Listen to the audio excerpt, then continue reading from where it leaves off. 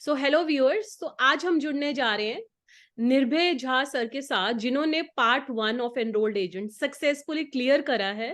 And before I proceed further, तो सबसे पहले Nirbhay Jha sir, how are you feeling? आपको कैसा लग रहा है इस एग्जाम को क्लियर करके?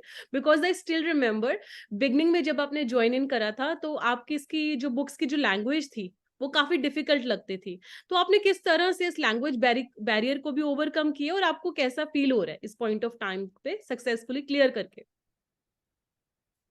अ, सबसे पहले मैं थैंक यू करना चाहूँगा आपको आपको और आपकी पूरे टीम को और सम्मी सलूजा सर को, क्योंकि उनका जो ओन लैंग्वेज में जो पढ़ाने का जो तरीका है वो बहुत ही अच्छा है। तो सबसे पहले जो आपने पूछा हमसे कि कैसा फील हो रहा है, बहुत अभी तो बहुत ही अच्छा फील हो रहा है, क्योंकि जब मैं इतना मेहनत करके फिर एग्जाम क्रैक किया है, बहुत अच्छा फील हो रहा है। और जो सेकेंड क्वेश्चन आपका था कि लैंग्वेज लैंग्वेज के, जी, तो लैंग्वेज के लिए मैम जो स्टार्टिंग में मैं बुक्स भी स्टडी करता था, बुक्स की स्टडी करता था, या फिर सर का जो नोट है उसको स्टडी करता था, तो बहुत डिफिकल्ट होता था, क्योंकि हमने जो बुक पढ़ा है यहाँ इंडियन ऑथर ऑथर का बुक पढ़ा है, और जब सडनली हमें अमेरिकन ऑथर का पढ़ना पड़ता है तो वहाँ पर बहुत ज्यादा डिफिकल्टी फेस करना पड़ता है। तो जो सर का वीडियो हम लोग लाइव क्लास करते थे, जो सर पढ़ाते थे, फिर उसके बाद 2 टाइम हम कम से कम उस वीडियो को वॉच करके और फिर उनके नोट को और बुक को रीड करते थे। राइट। तो इससे काफी मतलब हेल्प मिलता था, और लैंग्वेज को समझने में बहुत ही मतलब हेल्प मिला है। राइट। जैसे कि हम्म। निर्भय जी, हमारे जो लेक्चर्स हैं वो दो तरह से स्प्लिट हैं। एक तो हमारे फंडामेंटल लेक्चर्स भी हैं, दूसरा बुक के हिसाब से जो मेन लेक्चर्स हैं। तो जी, फंडामेंटल लेक्चर्स कितने इंपॉर्टेंट थे मेन करिकुलम को समझने के लिए? फंडामेंटल बहुत ही इम्पोर्टेंट है।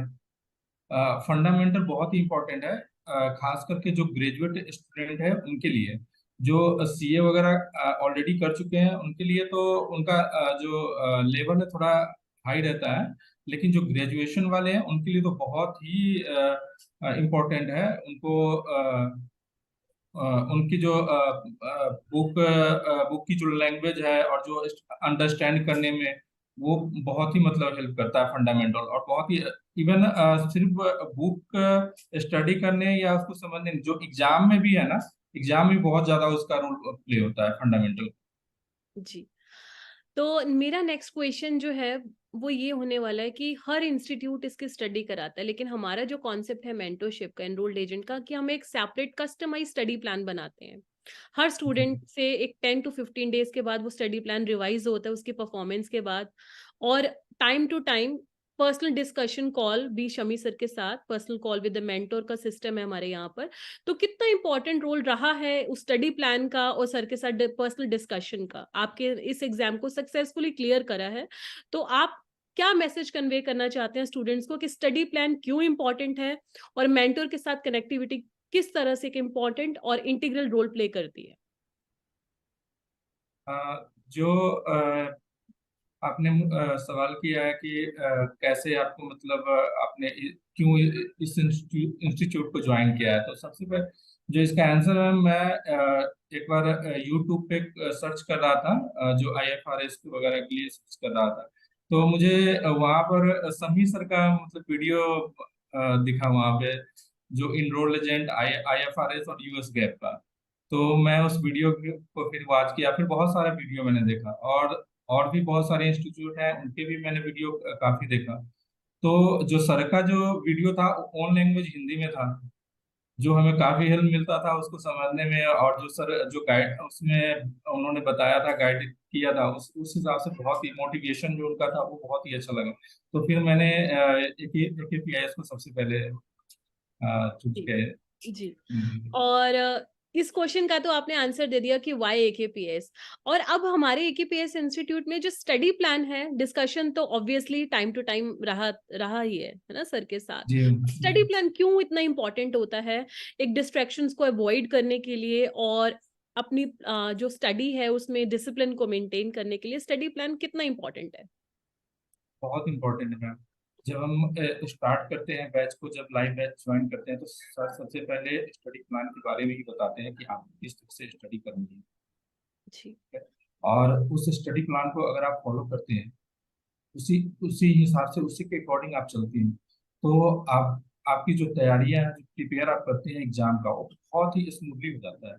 बहुत ही अच्छा अच्छा भी लगता है जब बैच हमारा एंड होता है। बैच एंड होते होते हमारे जितने भी क्वेरीज हैं, जितने भी क्वेश्चंस होता है, सारा सॉल्व सॉल्व हो जाता है। इवन आप जो सर का जो मॉक टेस्ट है, तो जो इस स्टडी प्लान को फॉलो कर ले, तो जैसे ही हमारा बैच एंड होता है, मान लो 3 या 4 महीने का बैच चलता है हमारा, लाइव बैच सब देते हैं, तो आप मॉक टेस्ट के लिए एकदम रेडी रहते हैं। जी। आपको और आपने फिर जो ये नहीं है मॉक कि टेस्ट रिवाइज। दिया था, आई स्टिल रिमेम्बर, आपकी जब ईमेल पे रिपोर्ट आई थी उस मॉक टेस्ट की, you were scoring approximately I believe 86 के 87% आपके थे मॉक टेस्ट में भी। 87%, यस मैम। 87% थे मॉक टेस्ट में भी, तो उसी पॉइंट ऑफ टाइम पे आपको एक हिंट मिल गया, okay I am gonna rock in the exam, and finally you did it, right? जी। अच्छा। सर ने जब मैंने उनको सर को जब मैंने मैसेज किया था, उनको जब शेयर किया मैंने अपना मॉक टेस्ट रिजल्ट, तो उन्होंने उसी टाइम मुझे रिप्लाई किया कि आप पास कर रहे हो। जी। अब मेरा नेक्स्ट सीधे। क्वेश्चन होने वाला है सॉफ्टवेयर की इंपॉर्टेंस को लेकर, कि आपने जी। जितने भी क्वेश्चंस हैं उनको प्रैक्टिस करा है यूनिट वाइज और सब यूनिट वाइज भी, तो कितना यस। इंपॉर्टेंट रोल प्ले करता है सॉफ्टवेयर हमारा एनरोल्ड एजेंट एग्जामिनेशन में? जितने भी क्वेश्चन थे, क्या कॉन्सेप्चुअली कोई भी क्वेश्चन उस सॉफ्टवेयर के बाहर था, हमारे सॉफ्टवेयर के बाहर? नहीं, बट कोई भी आप नहीं। और यूजर्स को, मतलब व्यूअर्स को ये भी मैसेज कन्वे कीजिए कि कॉन्सेप्ट के बाहर तो कोई क्वेश्चन नहीं था, लेकिन एमसीक्यू की लैंग्वेज को लेकर वो थोड़ा बहुत चेंजेस कर देते हैं, तो उसके विद जी रिस्पेक्ट बिल्कुल। तो आप क्या कमेंट करना चाहते हैं? जी, जो सबसे पहले जो सॉफ्टवेयर है, सॉफ्टवेयर बहुत इंपॉर्टेंट है। अगर ये पास करना है, तो कॉन्सेप्ट अगर बिल्ड करना है, तो सॉफ्टवेयर बहुत ही जरूरत है, क्योंकि उसमें जो एमसीक्यूज है और जो फ्लैश कार्ड है, ये बहुत ही जरूरी है एग्जाम के लिए। और उस सॉफ्टवेयर से उसके बियॉन्ड कुछ भी नहीं है, एग्जाम में कुछ नहीं आता। हाँ, ये है कि आप एग्जैक्ट वही क्वेश्चन नहीं देगा वो कुछ ना कुछ अपना चेंजेस जरूर करता है, लेकिन जो 99% वही रहता है।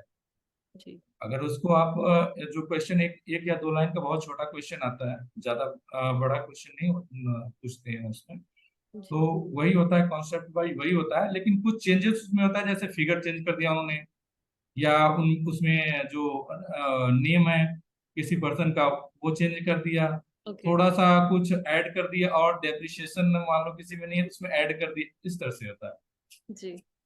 अब BCom students these days struggle करते हैं अपनी स्पेशली पोजीशन को लेकर ऑर्गेनाइजेशन में, या फिर अपने पे स्केल को लेकर, तो दे ऑफन फाइंड देमसेल्स कि हमसे होगा या नहीं होगा, इस स्टेट में कंफ्यूज हो जाते हैं।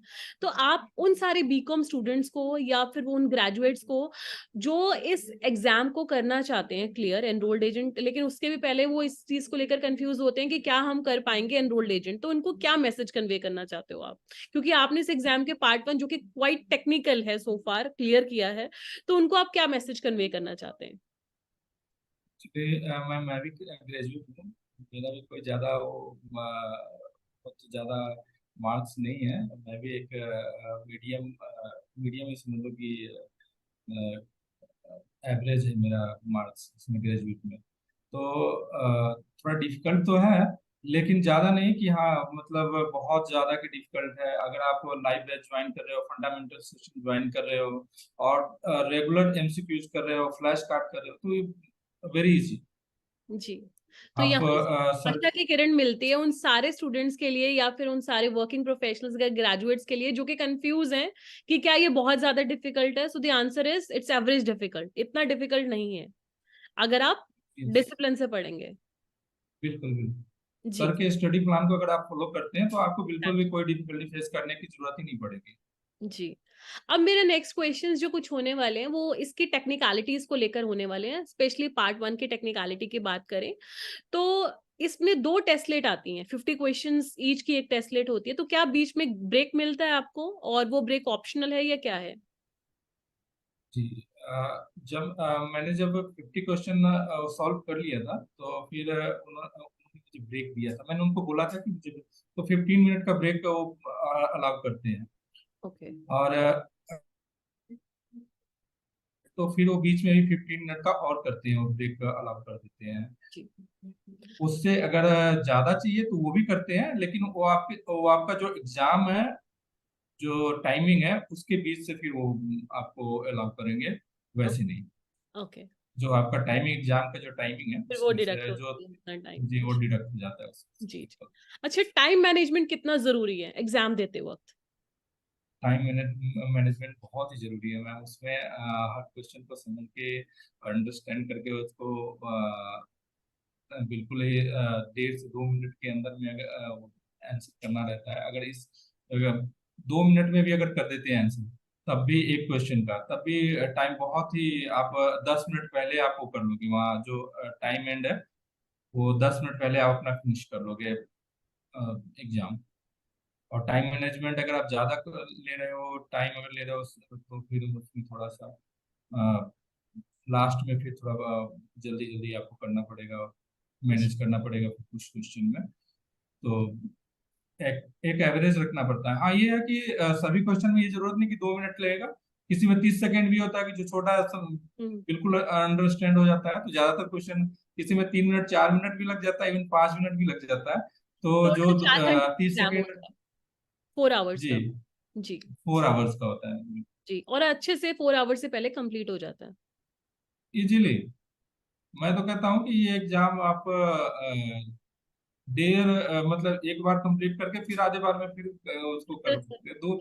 दो बार कर लोगे कंप्लीट, जी, जितना ये वो टाइम एक है। पॉइंट टू बी नोटेड, निर्भय जेएस झा सर के कॉन्सेप्ट्स इतने स्ट्रांग हो चुके हैं पार्ट 1 के, तो कि वो एक ही एग्जाम को उस ड्यूरेशन में 2 बार दे सकते हैं। अच्छा, मुझे ये बताइए आप निर्भय झा सर, कि जैसे कि अगर हम इसकी बात करें पार्ट 1 की, तो इसमें परसेंटेज आपने जब क्लियर किया तो कितनी देर में इंस्टेंटेनियस रिजल्ट आ गया था मेल पे?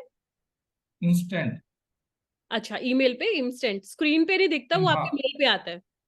नहीं, स्क्रीन पे भी आ जाता है मैम। जैसे एग्जाम एग्जाम वो होता है, आप सबमिट करोगे वहां पे, जी, फिर उस उन्होंने कुछ क्वेश्चन आपसे पूछना है, जो वहाँ के कैसा, मतलब स्टाफ का कैसा बिहेवियर था, कैसे सिस्टम सर्वे कैसा वर्क क्वेश्चन। कर रहा था। हाँ, ओके, सर्वे कुछ करते हैं। उसके बाद जैसे उसको आप सबमिट करोगे, तो उसमें एक ऑप्शन आता है कि अगर आप देखना चाहते हो, अपना टेस्ट स्टेटस देखना चाहते हो, ओके करोगे तो वहाँ पर स्टेटस आ जाता है तुरंत। ओके, बिल्कुल, तो इंस्टेंटेनियस वहां पर रिजल्ट का मुझे, भी कर सकते हैं। ओके। मैं उस पर क्लिक किया तो जैसे ही पास का स्टेटस आया, मुझे मेरी तो खुशी। जी, तो क्या उसमें परसेंटेज भी रिफ्लेक्ट करते हैं वहाँ पे, या सिर्फ पास का आपका स्टेटस आता है? नहीं, सिर्फ पास का आता है मैम, उसमें कुछ भी परसेंटेज नहीं है, सिर्फ स्टेटस में पास आता है बस। जी, जी। तो चलिए, ये थे हमारे साथ निर्भय झा सर, जिन्होंने अपना प्रेशियस टाइम दिया, फीडबैक दी हमें, एंड कांग्रेचुलेशंस वंस अगेन कि आपने इस एनरोल्ड एजेंट एग्जाम को सक्सेसफुली क्लियर करा है। पार्ट 1 क्वाइट टेक्निकल है, इसको ईज़ी भी नहीं कह सकते, ज़्यादा डिफिकल्ट नहीं है, एक एवरेज डिफिकल्टी लेवल के बावजूद भी आपने बहुत ईज़िली इसको करा, so that's an accomplishment in itself. ये अपने आप में अचीवमेंट है। So thank you so much for giving your time. Thank you ma'am.